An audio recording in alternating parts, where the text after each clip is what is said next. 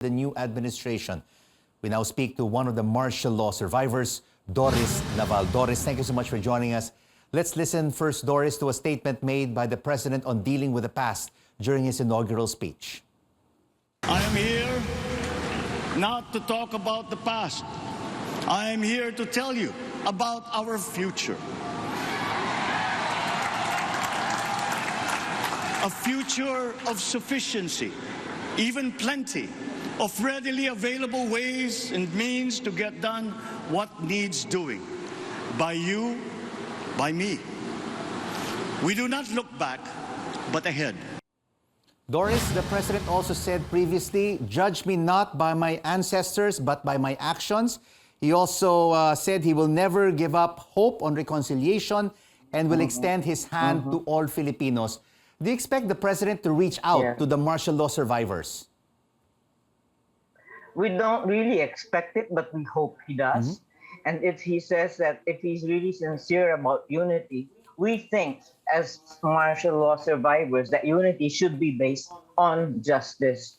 And like your reporter said in his report, which was very good, by the way, he has to acknowledge what happened in order for us to move forward. People always tell us survivors, to move on.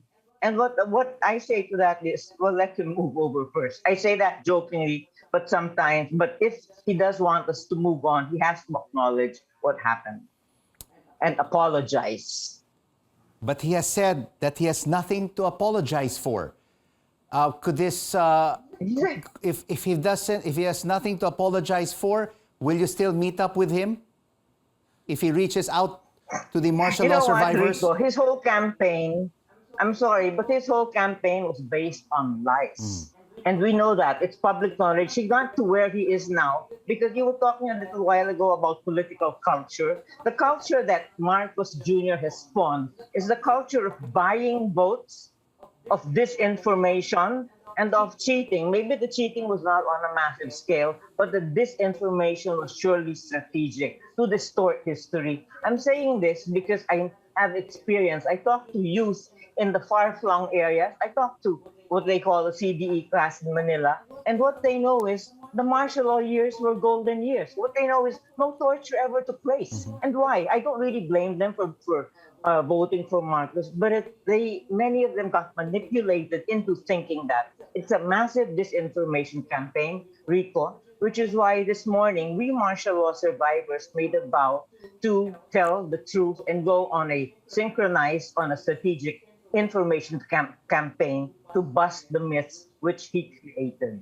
It's very dangerous when you tread on that territory. I'd like to quote, if you let me, Rico, Sheila Coronel, who in one of her posts today said, the only way to build democracy is to confront the fraught and difficult past. I agree with her 100%. And he should not deny that any of these things happen. And Doris, you are a martial law survivor. Share with us briefly your story.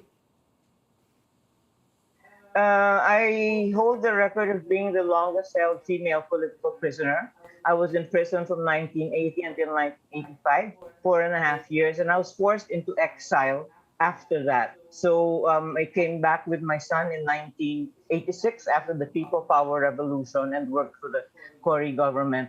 I had hardly any trials, and although I was not physically tortured, I was mentally tortured almost to the brink of losing my mind. And I think a highlight of that imprisonment was being bribed by FBI and CIA agents. It's a long story, but most of us have different stories to tell, all of them bad. What do you feel and your fellow martial law survivors feel now that the Marcoses are back in power after 36 years, after they fled after the People Power Revolution?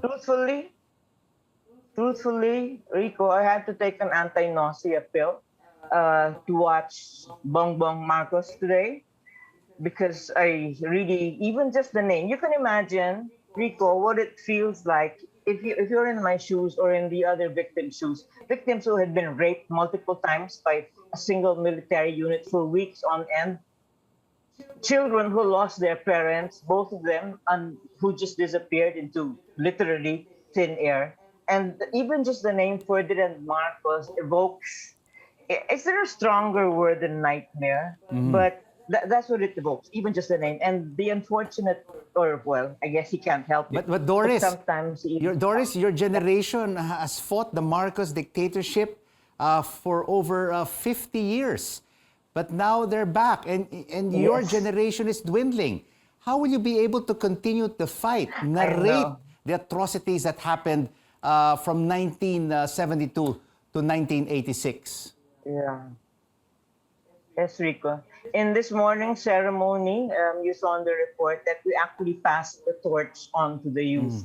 And we think the youth is very capable of carrying on the campaign because, like we said, most of us are in our last quarter already. I'm in my late 60s. Some of the people in the event this morning were 70, 80 years old. We're on the way out. And we have passed on the truth to those younger than ourselves who have vowed, similarly like us, to carry on the struggle for truth. Oh, that's me. Oh, okay.